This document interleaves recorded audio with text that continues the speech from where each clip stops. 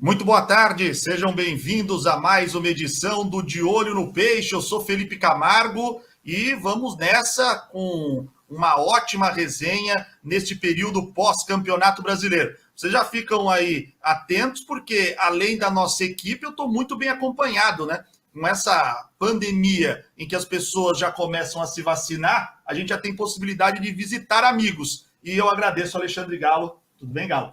Obrigado por estar aqui com a gente. Obrigado você pelo convite, a todo o pessoal aí, é um prazer estar aqui com vocês.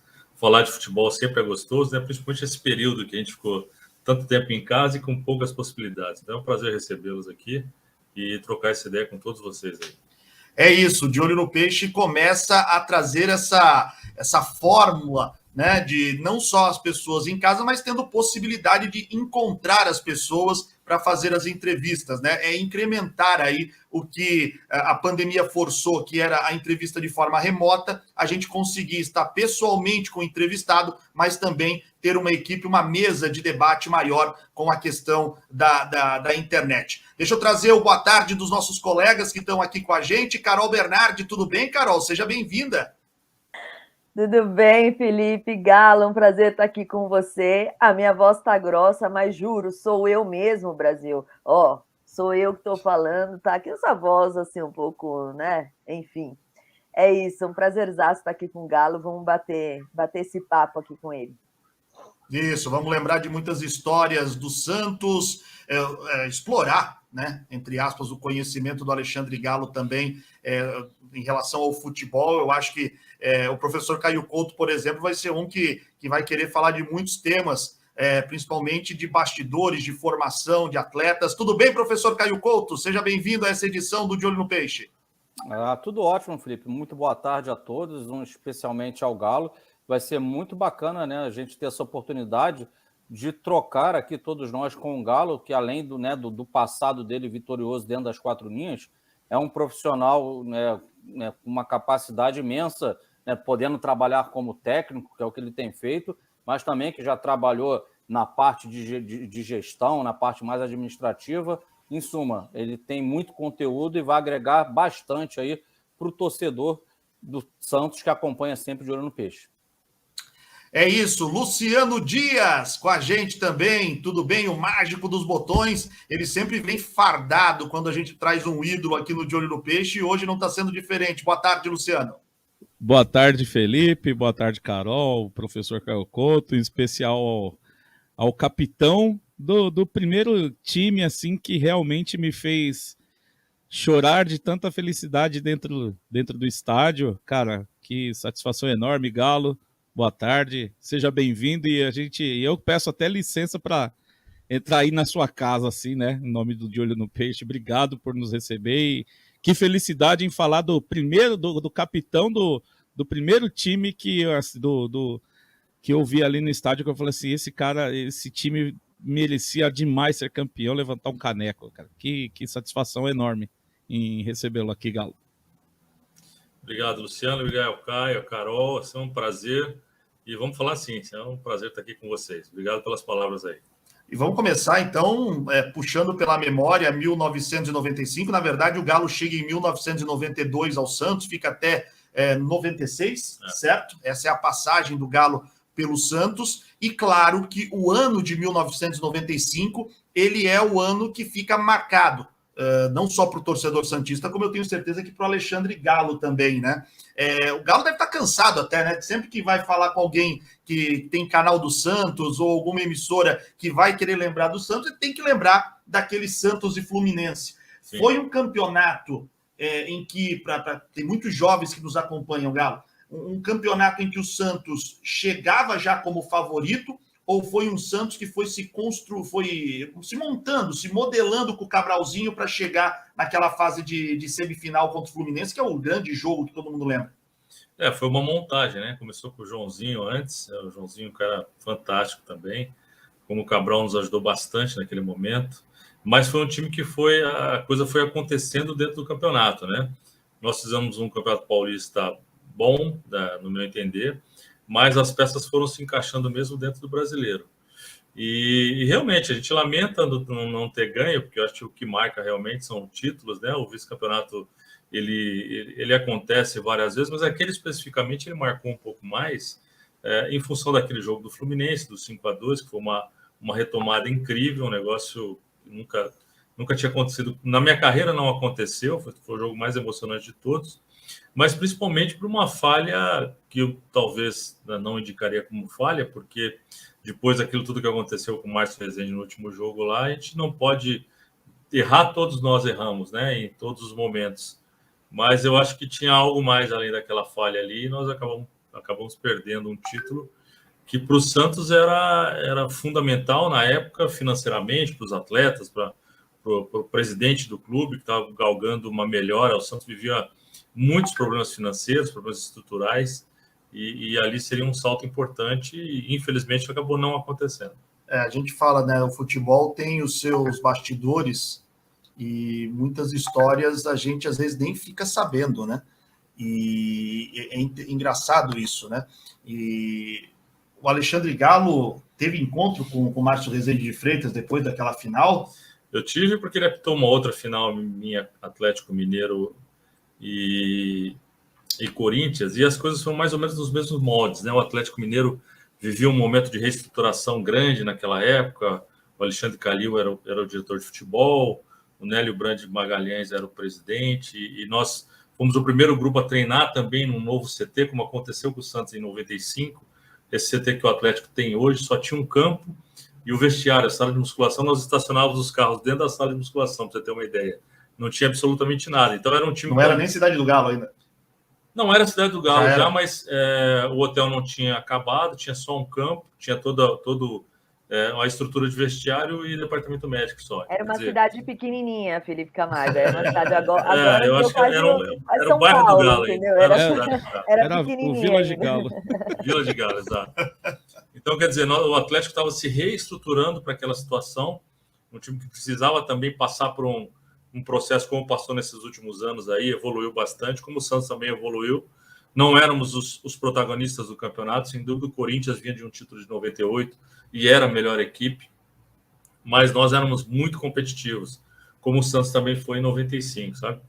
Então, eu acho que aí depois acabou que ele teve novamente um erro no segundo jogo, onde nós poderíamos ali ter decidido o título.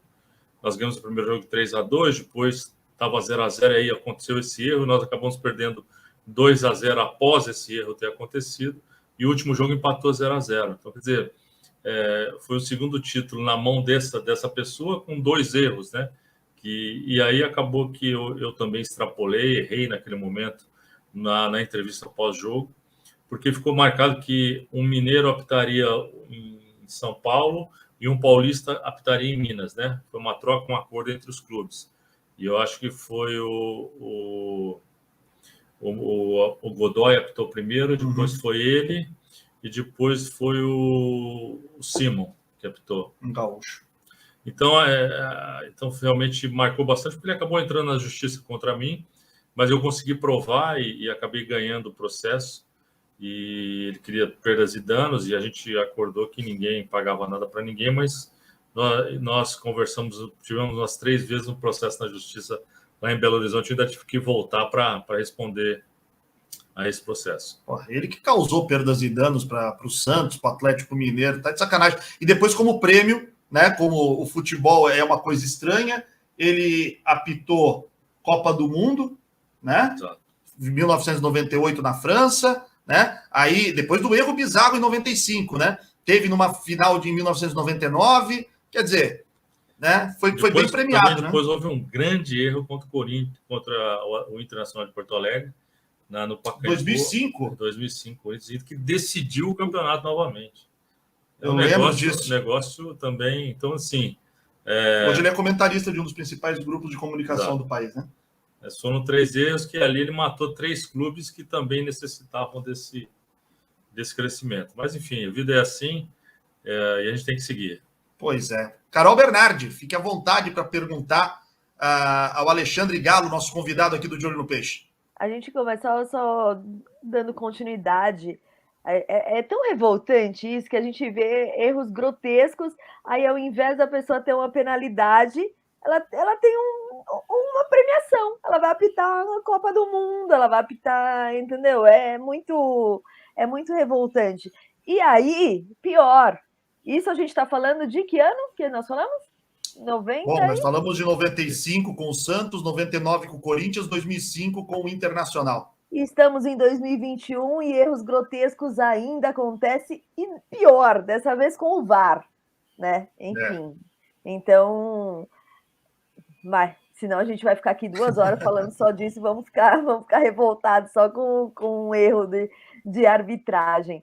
Mas eu acho, a gente já falou um pouquinho no começo, deu uma pincelada aí, o Felipe deu uma pincelada, o Galo também, mas aquele jogo do Fluminense eu acho que é o mais épico, assim, para qualquer santista lembrar daquilo, da virada. Eu queria que ele contasse um pouquinho disso, porque hoje em dia os jogadores, mas já tem então 2 gols de diferença, não vai dar para virar não, já entra meio que derrotado para o campo, já entra, né, 3 piorou, porque era, né, enfim, eles entram já com aquela derrota em campo e que não vai dar para virar. E o Santos não, filho, colocou o negócio da guerra aqui, e foi para cima e virou e ficou no campo, não foi para o vestiário. Então eu queria que ele contasse um pouquinho de bastidor, de quem que foi a ideia de ficar em campo, como que foi a preleção nesse dia, enfim. Eu acho que hoje, Carol, essas coisas acontecem menos porque não existe, às vezes, nos elencos, é difícil você ter o tempo que se tinha no passado. O passado não existia a internet. Então, quer dizer, quando acabava um almoço dentro de uma concentração, nós ficávamos com uma mesa ali, 12, 15 jogadores conversando, trocando experiências, falando especificamente de problemas dentro de campo que a gente tinha que resolver. E a gente assumia muito essa responsabilidade. Hoje em dia, quase que não, né? Como eu sou treinador, eu convivo muito com os atletas hoje, que a rede social acabou tomando conta dessa relação interpessoal num grupo de pessoas, e ela ficou muito mais forte. Então, quer dizer, não existe tantos laços afetivos como grupos que antigamente existiam. E aquele grupo era um grupo muito jovem, eu era praticamente o jogador mais velho na época, e a gente tinha uma amizade muito grande fora de campo, no dia a dia, e isso aí veio em cima de uma grande dificuldade. O Fluminense era uma equipe tecnicamente melhor do que a nossa, eu acho. Tanto o Fluminense como o Cruzeiro vinham fazendo uma campanha melhor. Nós íamos crescendo dentro do campeonato. Então, quer dizer, seria muito difícil você retomar um lance daquele. E quando acabou o jogo, a hora que nós descemos do vestiário, foi unânime. Não houve assim, não, eu tive que motivar outros jogadores para tentar sair. Não tive que fazer isso. Na verdade, foi que todo mundo que entrou falou, nós vamos virar, e acabou, e vamos virar. E foi isso que aconteceu. Então, foi uma coisa que veio do íntimo, da natureza de cada um ali dentro, por tudo que se vinha construindo aí há 2 ou 3 anos ali dentro do Santos. Eu já estava desde 92, um pouco mais que os outros, e foi essa situação que nos fez com que a gente tivesse forças para reverter. É evidente que nós gastamos todas as forças naquele jogo, as forças físicas, psicológicas, né, mentais, que eu acho que atrapalhou um pouquinho no outro jogo da final, mas aquele intervalo, em termos de emoção que eu convivi, eu nunca tive nada igual aquele intervalo, aqueles 15 minutos que nós acabamos combinando entre eu, o Pintado e o Carlinhos, da gente ficar no intervalo, e eu fiquei responsável para falar para o Cabralzinho isso, e eu esqueci. E tanto é que, se você pegar o vídeo, a hora que acaba o jogo, o Cabralzinho está saindo no sentido do vestiário, mas ele confiava tanto em mim que a hora que eu chamei, ele veio. E como ele era um cara de muita sensibilidade, um gentleman, uma pessoa fantástica, ele assumiu ali junto com a gente essa possibilidade e jogou praticamente a torcida para dentro do gramado, né? Ali foi um negócio incrível. Os 15 minutos a torcida cantando o hino do Santos, incentivando, a gente via as pessoas na arquibancada chorando. Então, enfim, a gente tinha certeza que aquela energia ali nos levaria à vitória. Que clima. Eu tenho... Deixa eu dar uma olhadinha melhor aqui. Luciano Dias deve estar chorando. Então, tá chorando, Luciano? Meu microfone estava fechado, e eu falei, e aí em paralelo a gente tem Luciano Dias que estava na arquibancada, então exato, os dois lados para contar a história para a gente hoje, né? Ainda não estou chorando não, mas cara, ainda, né? Que emoção, que emoção. Eu chorei esses dias. Ano passado teve a reprise do jogo. Eu assistindo, eu falei, cara, como pode? Eu tava lá, cara. Putz. Olha, eu tenho a história desse jogo, que eu trabalhava numa agência de turismo, né? E aí dessa agência de turismo eu frequentava levava algumas passagens de avião, levava voucher para algum lugar para o outro. E Não tá chorando não, né? Tô só não, limpando tô o só olho. limpando os olhos aqui de uma lavagem de dentro para fora. E o meu gerente, meu antigo gerente, ele falou que, isso aqui né, não sei se foi um presente, mas ele falou, isso aqui você vai passar lá no Hotel Lorena. Eu acho que ele já sabia que o Santos estava hospedado lá, porque quando eu cheguei lá, eu vi o Baleia 7 lá na porta, acho que era o Baleia 7, eu não lembro, mas o ônibus parado lá, e eu falei, cara, né? E aí eu vi todo mundo, Giovani sai. Na hora que o Giovani saiu, pegou na minha mão, ali já, cara, que coisa maravilhosa. Tá sem lavar a mão até hoje, Luciano? Olha, eu vou falar. Eu vou falar que eu precisei lavar, mas. Mas teve um momento específico que te chamou a atenção e te deixou acreditando que a virada ia acontecer, não foi? Sim. Os jogadores iam passando, entrando no ônibus. O Galo, o Carlinhos e, se eu não me engano, o Pintado também. Eram os caras que mais falavam: nós vamos virar esse jogo por vocês. Tinha um monte de gente ali, uma molecada tal. Nós vamos virar esse jogo, nós vamos ganhar esse jogo, é por vocês. Meu, cara, e assim, foi uma coisa tão forte, uma energia tão boa que passou ali naquele momento, que, assim, eu acreditei. Falei, cara, vamos ganhar esse jogo a gente não perde, nós vamos conseguir virar. E, cara, juro por Deus, isso aí foi na sexta-feira. Né? Isso aí foi na sexta-feira. No sábado eu fui assistir o treino foi aberto para a torcida, foi logo que o Giovani fez aquela coisa maravilhosa de pintar o cabelo de vermelho. Diz ele que caiu todo o cabelo depois. A tinta não era boa, não.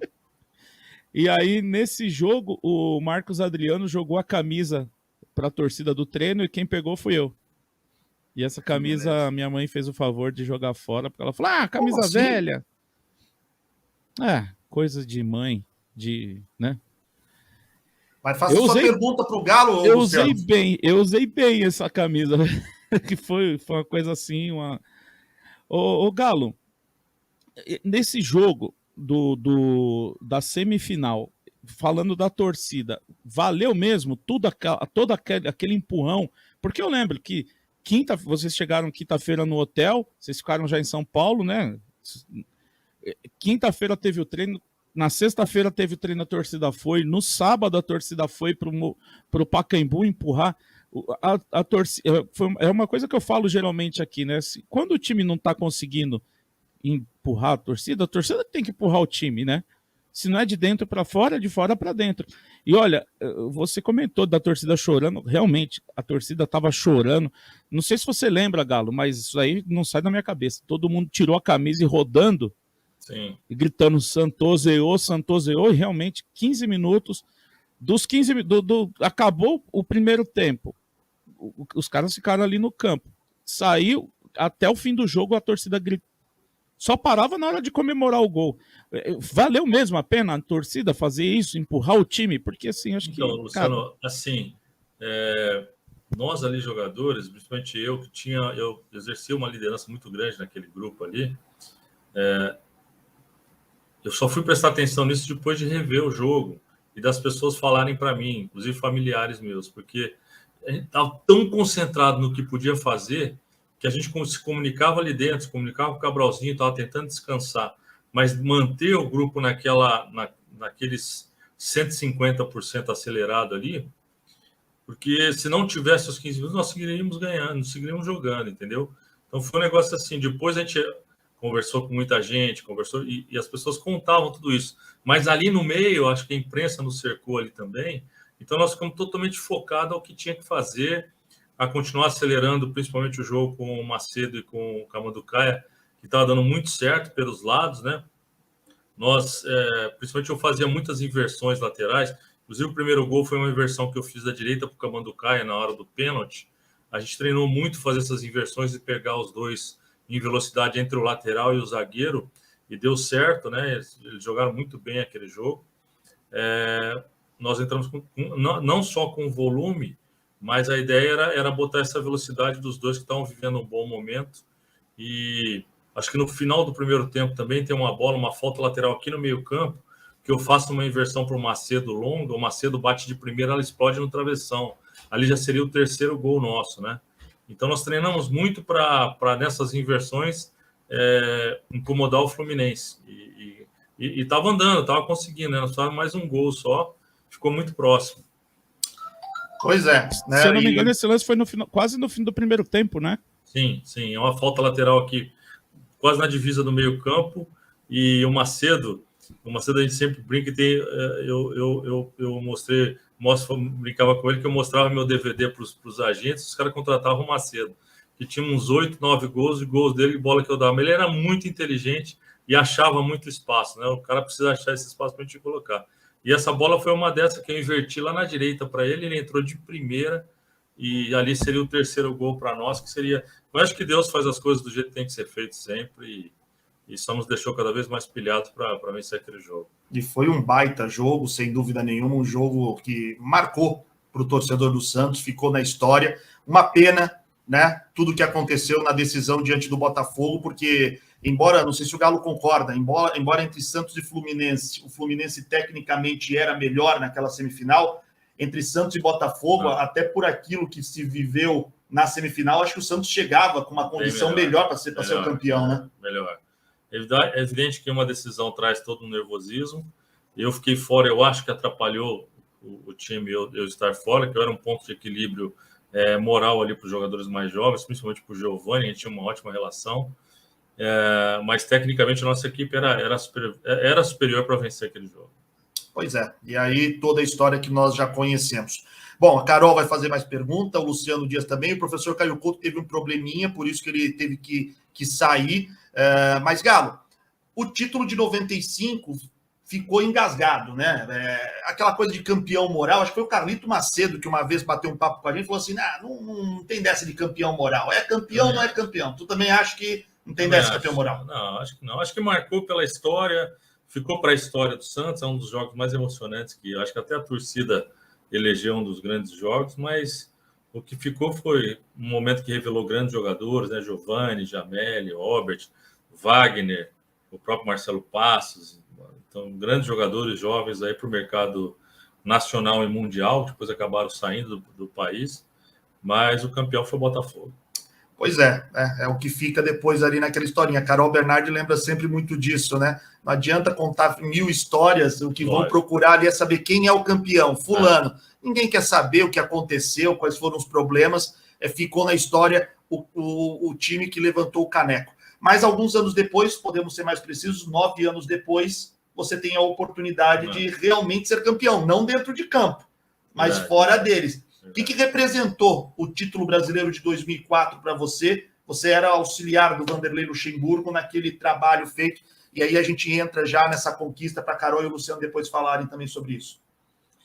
Olha, foi um momento mágico também, porque o Santos, como em outros momentos, vinha de 2002 um título importantíssimo, com a grande maioria dos seus jogadores jovens, em 2004 vivia uma reformulação com o Vanderlei, uma construção de equipe, e deu muito certo. Acho que tinha um ataque muito potente com o David e o Robinho, mas no meio do campeonato passamos por um problema que ninguém tinha experiência em passar, que era a questão do sequestro da mãe do Robinho, que abalou demais o grupo, abalou a nós mais experientes, já tinha parado o próprio Vanderlei. Nós não sabíamos em alguns momentos como atuar com essa situação, porque é uma situação inédita no futebol. Claro. Como é que você vai conviver, como é que você vai motivar, como é que vai ser o dia a dia, como é que vai ser os treinamentos. Porque embora o problema fosse particular, isso mexia com todo o elenco, né? Com todos, porque ele era o grande ídolo do time naquele momento, né? E os outros todos, perdemos o Robinho, perdemos a válvula principal do nosso carro, como é que vai ser?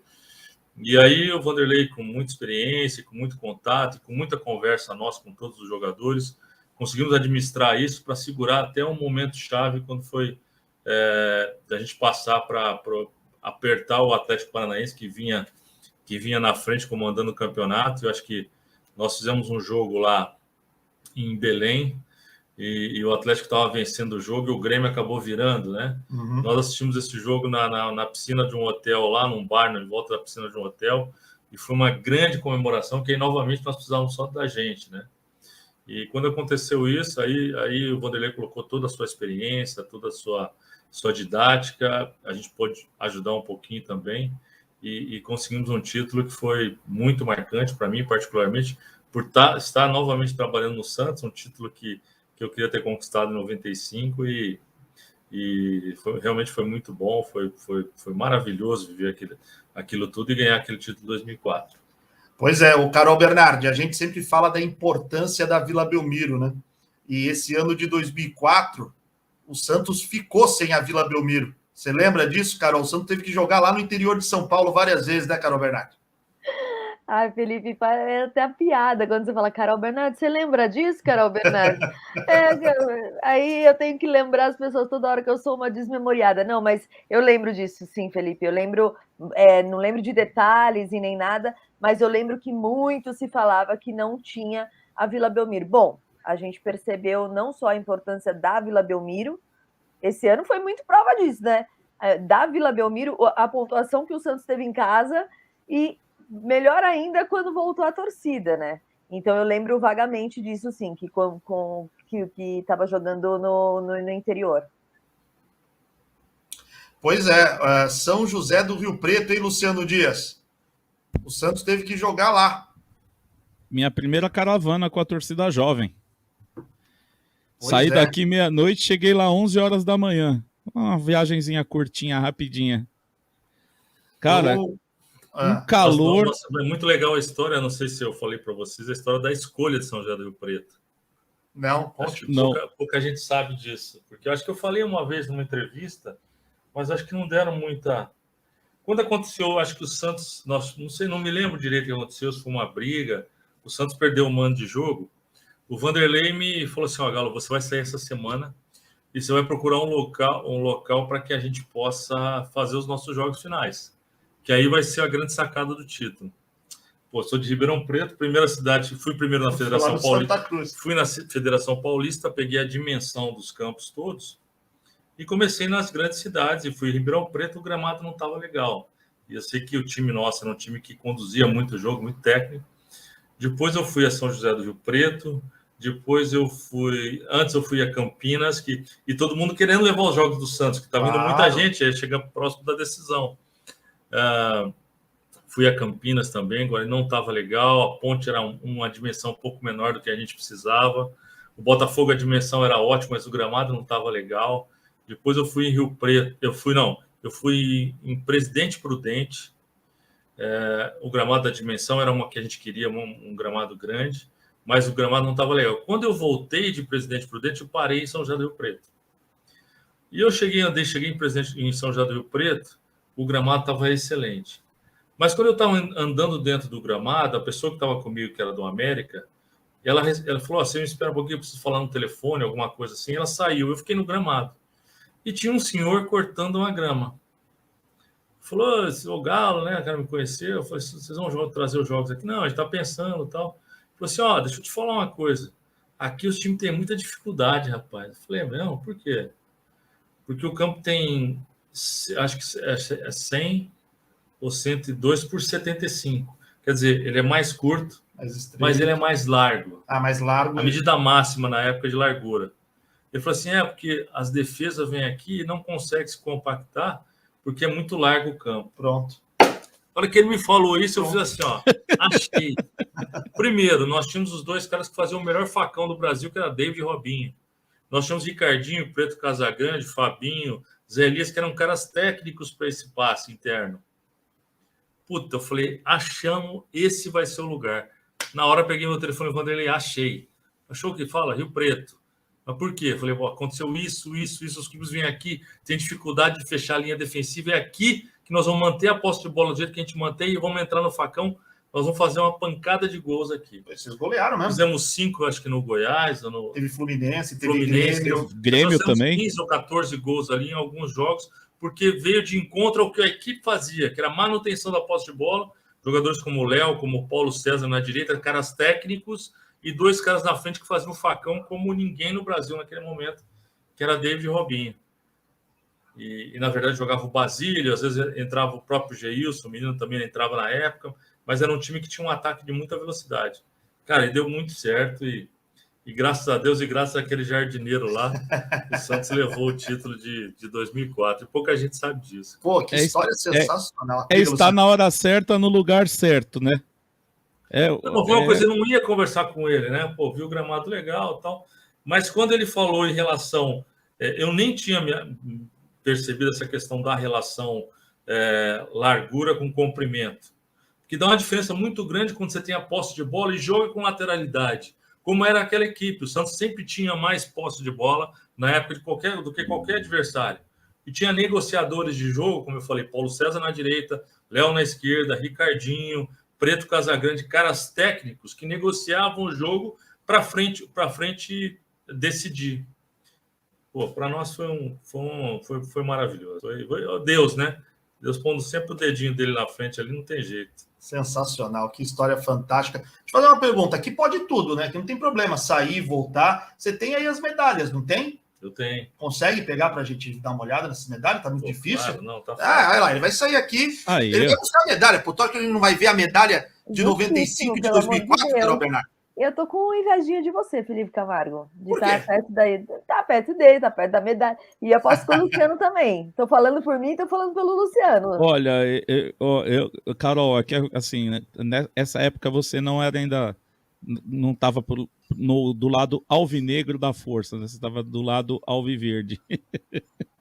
Não, ainda bem que as pessoas evoluem, não é mesmo? Sim, Luciano, com certeza. Olha, eu tive a honra de ver o Galo jogando esse jogo de 95. Cara, é surreal lembrar dessa época aí de 94, 95, mas teve um jogo, depois eu vou até perguntar para ele, Felipe. Vocês não estão ouvindo aqui, o Galo tá indo lá buscar as medalhas, eu só tô ouvindo a mão dele passando em algum lugar que faz só barulhinho de medalhas. Sensacional. Parece o meu sogro aqui. Meu sogro tem um quartinho aqui que tá cheio de medalha. Daqui a pouco eu vou estar chamando ele de Zé das Medalhas aqui, lembrando de Roque Santeiro, né? Nossa, mas vocês são noveleiro e lembram de umas coisas da época do Além também, viu? Roque Santeiro, 1985. Né? Olha, lembra até o ano da novela. Mas vou te falar uma coisa. Vamos falar agora de 2004. O Alexandre Galo, nosso convidado aqui. Você que está chegando e só está pegando nesse momento o bate-papo, o Galo foi buscar as medalhas que são as mais relevantes. Perguntar para ele se ele fez uma... dele pelo Santos. O Galo fez uma parceria aí com a empresa essa de carro daqui forte. É de 95. Ó, uma medalha de prata. Que bonita. Não sei o que. Campeonato Brasileiro de Clubes de Futebol Profissional 95, vice-campeão brasileiro. Olha lá. Sensacional. Sensacional. Linda, Galo. E essa daqui, a do título. Olha lá. Douradona. Aí. Dourada. Aqui, ó, 2004, campeão brasileiro Série A. Era para ser dourada de 95 também. Vamos cobrar lá do comentarista mineiro lá. Tá aí. Lindas, hein? Parabéns, viu, Galo? E para fazer um paralelo aí com as fotos, ó. Daí esse é o time da final, né? Carlinhos está de capitão, e o Marcelo Passos no meu lugar. Sim. E a molecada aqui com cabelo loiro. Sim. E aqui, em 2004. Isso é 2004. Cara, São José do Rio Preto. São José do Caldeirão do Rio Preto. Esse momento eu já estava lá em cima. Já. Tu chegou a conversar com o pessoal, chegou a ver o Teixeirão? Eu tive lá, acho que a última vez em 2017. Cara, como ficou estragado, assim. Não, mas acabou praticamente, acho que o América acabou, né? Não sei se chegou a acabar, mas estava algo muito assim, 17, 18 já estava bem complicada a situação. Eu sei largado. Que o time que estava à frente lá era o Rio Preto, né? No Anísio Haddad, né?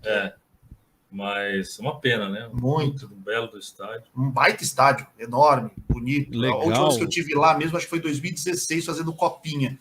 e 2016 eu tive também no Anísio Haddad, o 17, enfim. Rio Preto e América são os dois clubes. Rio Preto é uma cidade, para quem não é do estado de São Paulo e acompanha o De Olho no Peixe, não tem noção, a cidade de São José do Rio Preto é uma cidade grande no interior de São Paulo, literalmente. Rica. Bonita. Pois é, uma pena que os seus clubes não conseguiram, ou não vivem, né? Da sequência. Um grande momento. Bom, o Galo campeão brasileiro no 2004. Vanderlei Luxemburgo vai para a Espanha. Sim. E algo natural, a sua permanência no Santos. O Santos fez um convite, foi uma indicação do Vanderlei, porque o Vanderlei, eu lembro, ele saía do Santos para ir para o Real Madrid, mas ele meio que se comprometia com o Marcelo Teixeira de que quando ele voltasse, o primeiro clube que ele conversaria seria o Santos. Como é que foi a sua mudança ali de auxiliar para se tornar o técnico na próxima temporada? Então, exatamente no dia 24 de dezembro, pouco antes do horário da C, me liga o Vanderlei, eu estava em Maresias com a minha família, e falou, pô, tô indo para o Real Madrid mesmo, só que não tem como te levar, tentei forçar de todo quanto é jeito, e o Marcelo quer muito que você siga, quer que você fique de clube e tal, fica, vai ser bom para você está plantando coisas positivas ali. Falei, tá bom, boa sorte, vai com Deus, deu tudo certo e tal, Feliz Natal. Aí, início de janeiro, contrataram o Oswaldo Oliveira. E eu fiquei com o Oswaldo na pré-temporada, fui até acompanhar alguns jogos da Copinha junto com o Valdemar, o irmão dele, que era auxiliar direto dele, né? Mas eu estava um pouco insatisfeito, né? Assim, gosto muito do Oswaldo, uma pessoa maravilhosa, a comissão técnica toda dele, nós somos amigos, mas é uma mudança muito drástica de comportamento de treinador, né?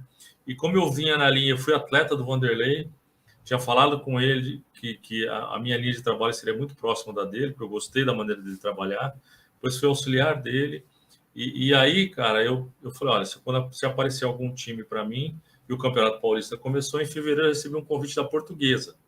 A Portuguesa estava em último lugar no Campeonato Paulista, eu fui, aceitei o convite, fui falar com o Marcelo, agradeci e tal, mais uma vez, e consegui tirar a Portuguesa do rebaixamento, acho que 8 ou 9 jogos lá. Nesse inteirinho, o Oswaldo acabou caindo aqui. E recebi novamente a ligação do presidente Marcelo Teixeira, me convidando para assumir o Santos. E eu vim, nós fizemos um ano que foi muito bom, o percentual de aproveitamento ali, acho que de 55%, alguma coisa assim, foram 40 jogos, acho que 42 jogos, com 11 derrotas, 11 empates e 20 vitórias, alguma coisa assim, percentual de aproveitamento de Libertadores. Deixei a equipe, acho que na época, no dia que eu saí, estava em 6º lugar, já era outubro, mas com o mesmo número de pontos do 4º colocado, a briga nossa era Corinthians, Internacional, Fluminense e Santos. Eu saí numa derrota para o Fluminense, num 4-3 lá em Volta Redonda. Tivemos a participação na Libertadores também, onde chegamos até as quartas de final. E você foi muito prejudicado, né? Muito prejudicado. Aquela Libertadores foi muito difícil, porque nós tivemos um problema de inscrição grande, foi um erro que aconteceu. E preparamos o time para o segundo jogo contra o Atlético Paranaense. Ao meio-dia, poderia utilizar o Giovani e o Wendel. Depois chegou à tarde, não poderia mais. Aí antes do jogo, então chamava todo o grupo de jogadores, montava para a eleição. Depois chamou ele de novo para desmontar para a eleição. Foi um dia fatídico aquele. E, além disso, na Copa das Confederações, nós perdemos também, acho que o Ricardinho, o David e o Robinho, que foram para a Copa das Confederações. Nós fizemos até um pedido formal à CBF para liberação para aquele jogo específico da Libertadores, que nós dali iríamos jogar contra o time do México e depois contra o São Paulo na final, que foi o caminho do Atlético Paranaense. Eram quartas, né? Semi e final. Isso. E nós acabamos em casa fazendo um jogo muito ruim, um jogo de atropelo. Logo no começo o Tcheco teve não estava vivendo um problema muito sério fora de campo. Aí o Zé Elias teve uma lesão. Foi um dia conturbado que nos tirou daquela Libertadores. É evidente que a responsabilidade é toda minha, foi toda minha. Foi uma grande experiência disputar essa Libertadores pelo Santos, mas infelizmente não conseguimos chegar.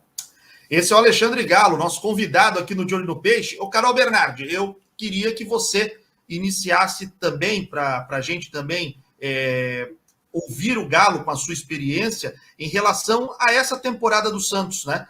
com certeza o Galo é um cara do futebol que acompanha e está também acompanhando o Santos nessa temporada. Fique à vontade aí para fazer a primeira pergunta desse momento que vive o Santos. Depois o Luciano pergunta, eu também pergunto, para a gente ouvir um pouco mais do Galo em relação ao que ele fala desse Santos 2021. Eu ia falar exatamente isso, Felipe, para a gente entrar um pouquinho no dia de hoje. Ele mora aí na Baixada, acompanha, né? Tá mais de perto. O Santos teve um ano bem conturbado, né, Galo? Tipo assim, a gente acabou comemorando aí esse jogo contra o Flamengo, que teve praticamente como um final de campeonato. Ganhamos do Flamengo no Maracanã, de vez nos livramos da Série B, mas foi um ano que minha gastrite deu trabalho ali. O negócio foi conturbado. Foi muita troca de técnico, o elenco teve peças importantes.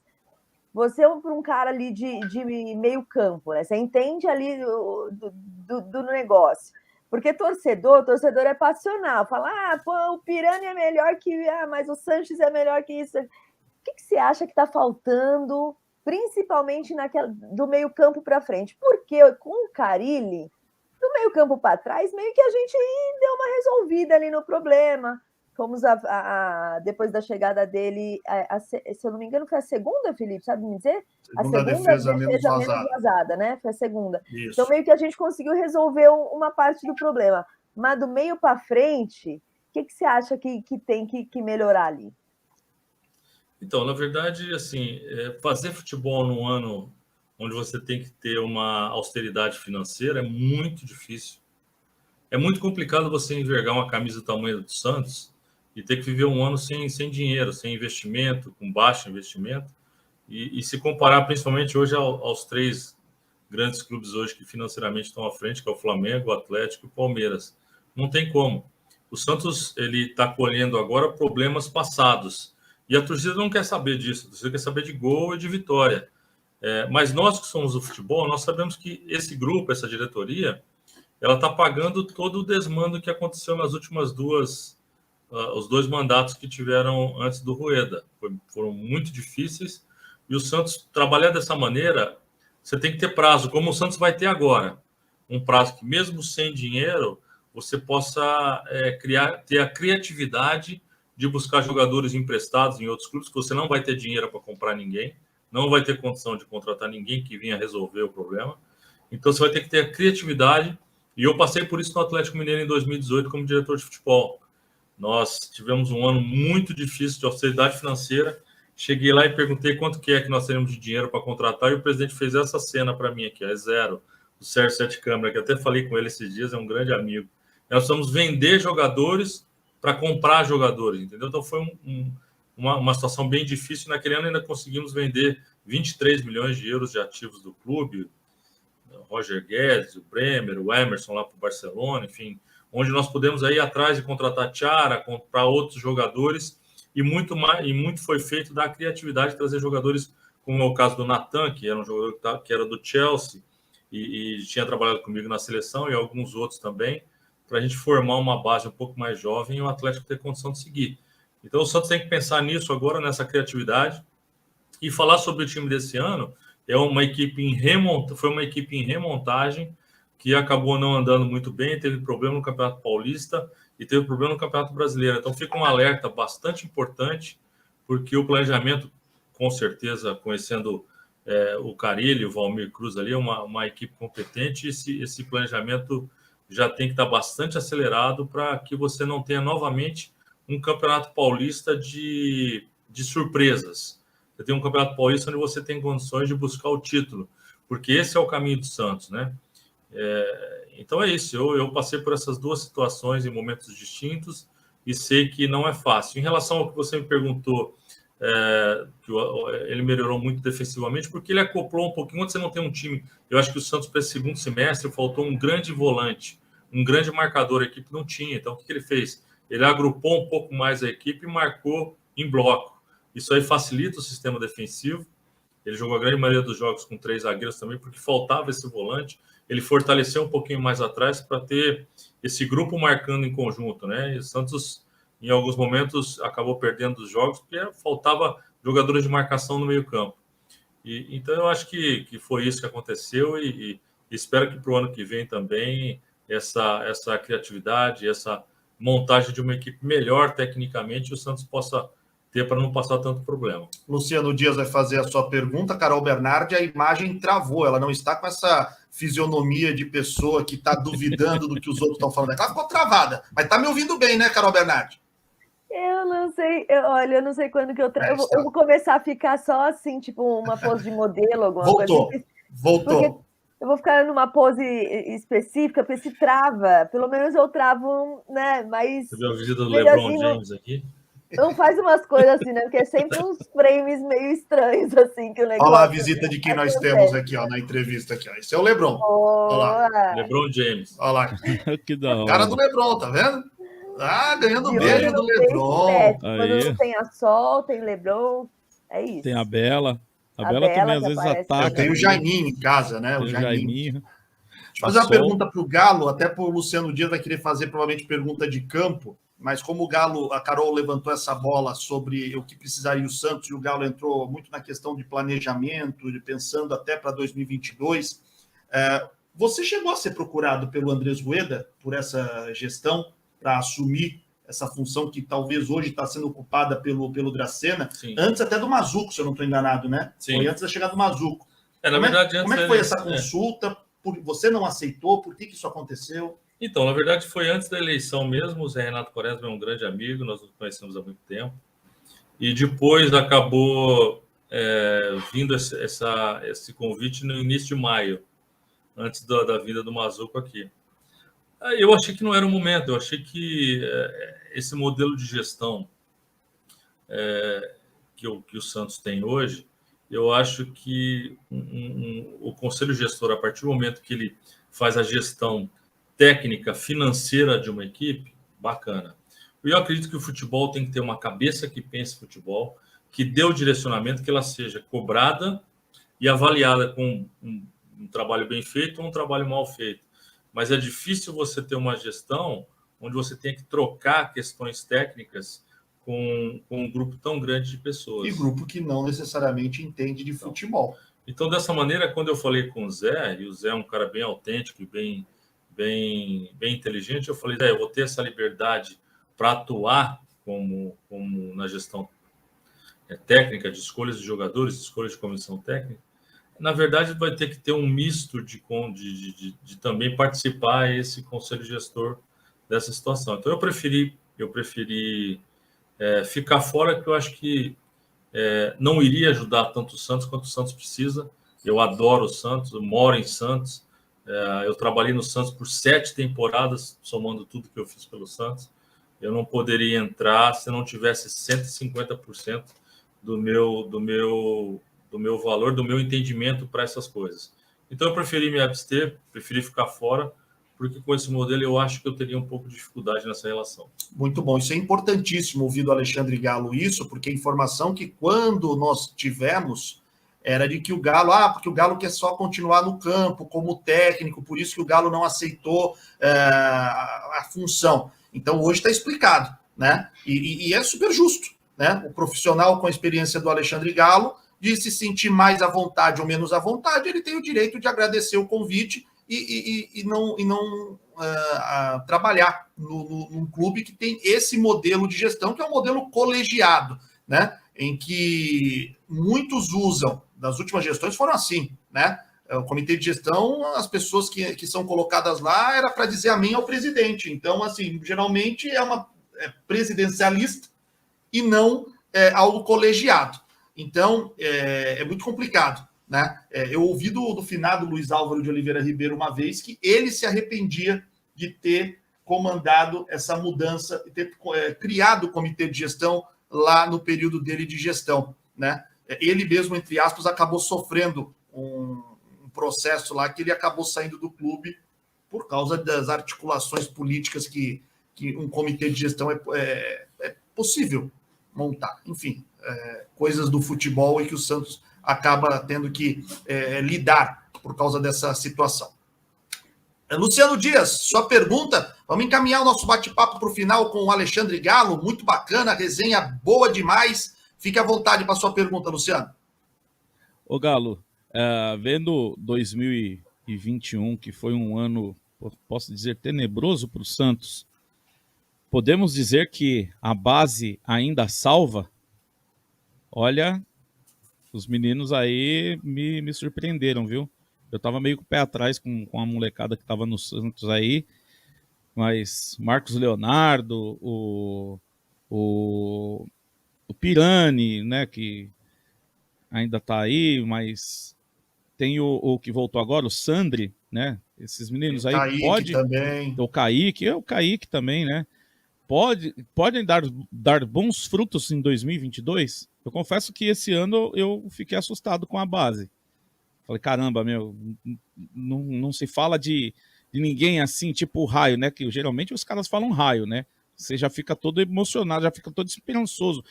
Oh, agora vem mais um raio aí. Agora não falaram em raio, nem trovão e nem chuvisco, né? Será que esses meninos... Mas, Luciano, é assim, o raio é uma coisa que o próprio Santos criou, né? Também, né? O Santos deu gás para isso. Mas, pô, se você não precisa formar só raios, Robinhos, Neymares, você forma jogadores para poder compor o elenco com mais competitividade, tá valendo. Né? Mas isso é coisa nossa, da arquibancada, né? Isso aí é coisa nossa da arquibancada. Eu falo assim, tô falando por causa da arquibancada. Claro. É a visão de arquibancada. A brincadeira que a gente faz, né? Eu falo mas o contexto mesmo, igual pô, o Sandri, baita de um jogador, Kaique, poxa, cara, um moleque, igual o pessoal comenta, né? Fala que vai ser igual o Marquinhos, né? Não tem estatura, mas sabe se posicionar, sabe uma saída de bola. Vai dar bons frutos? A torcida santista pode ter esperança nesses meninos? Você com visão de técnico? Eu acho que o Santos, acho que esse ano salvou mais uma vez, né? Eu acho que o Santos tem a faca e o queijo na mão em relação a essa questão do trabalho de base e a colocação entre os profissionais. Porque não são todos os clubes que têm essa aceitação que a torcida, a imprensa, a cidade, todo santista tem em você colocar talvez 4, 5, 6 jogadores vindo da base e ter calma, ter paciência, entender momentos altos e baixos, oscilar como os meninos vão oscilar. Então o Santos tem essa situação, que é uma situação histórica. Nós todos que vivemos o Santos passamos por isso, ter a condição e a liberdade de colocar muitos jogadores da base no elenco. Então acho que o grande trabalho do Santos é se fortalecer nesse aspecto de base, ter um trabalho muito bem feito, porque todo mundo aceita essa questão. Isso minimiza a questão de custo para o Santos, isso pode ser trabalhado de uma maneira só favorável, como foi feito até hoje, né? Porque o Santos, acho que a equipe, não só a que mais revela, até entre os 3 que mais venderam jogadores, que é São Paulo, Santos e Corinthians na última década, praticamente.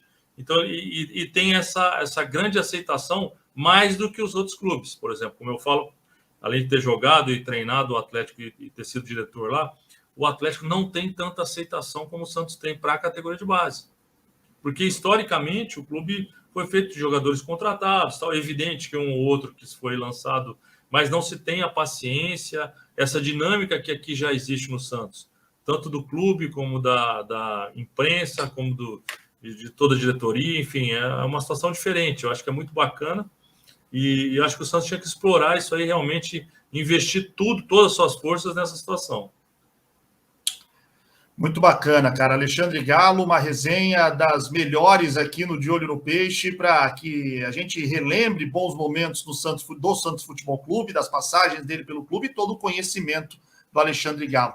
Galo, queria agradecer, cara, a sua participação aqui, você disponibilizar um tempinho para poder compartilhar o teu conhecimento e desejar, cara, boa sorte para você, que o ano de 2022, eu acho que, se Deus quiser, essa quarta onda não vai crescer, que a gente possa aí prosperar profissionalmente, porque eu acho que estamos parados há quase 2 anos, todo mundo, né? E tudo possa voltar ao normal definitivamente. Desejo tudo de melhor para você e muito obrigado. Bom, Felipe, obrigado a você pelo convite, Carol, Luciano, e sempre vou estar de portas abertas aqui para falar com vocês. Um grande abraço a todos e obrigado mais uma vez. Tá aí o Alexandre Galo participando. Carol Bernardi, sempre um prazer tê-la aqui com a gente, Carol. Até a próxima. Um beijo, Felipe, um beijo, Luciano, e um beijo para o Galo. Prazerzaço estar aqui ouvindo essas histórias. E tem mais, né? Eu sei que tem mais história aí, a gente vai ter que marcar mais vezes para arrancar mais histórias aí dele também. Obrigadão, um beijo para vocês. Valeu, Carol Bernardi, Luciano Dias, o mágico dos botões. Tamo junto, Luciano. Quase chorou, mas segurou bem, hein, Luciano? Hoje foi assim, mais na contenção aqui, fui preparando psicologicamente, pedindo aulas para Carol para ela não chorar. E foi muito bacana. Ô Galo, depois numa outra resenha, eu gostaria que você contasse um pouco mais de Palmeiras 0, Santos 1, gol do Wagner, um pombo do meio da rua, tá? Naquele Pacaembu dividido, que as duas torcidas entraram juntas, e um jogo mais difícil de 95, que eu achei que o do Fluminense foi fácil. Do Fluminense foi fácil pela energia que vocês estavam. Esse jogo foi um jogo inesquecível, cara. Guarani... Muita dificuldade. Guarani 0, Santos 2, o Santos precisando ganhar. Atlético Guarani Mineiro foi um jogo do nervosismo, do medo. Esse jogo do Palmeiras foi da excelência técnica e tática, entendeu? Foi um negócio muito difícil. E depois falar pra gente de Guarani 0, Santos 2. Nossa, foi também. Aquilo foi uma loucura também. E esse 95 marcou, galera, essa história, esses 3 jogos aí eu estava, cara. Eu sei o que foi aquele 95, cara. Mas legal. Agradecer demais de coração ter participado contigo e agradecer ao Felipe por ter me proporcionado isso, a Carol, e mandar um abraço para você, para sua família, desejar um 2022 repleto de realizações aí, cheio de saúde, de prosperidade, que Deus abençoe demais a sua vida e obrigado por ter honrado o manto sagrado do Santos. Legal, obrigado a você, um grande abraço aí, prazer, e vou estar sempre à disposição mais uma vez.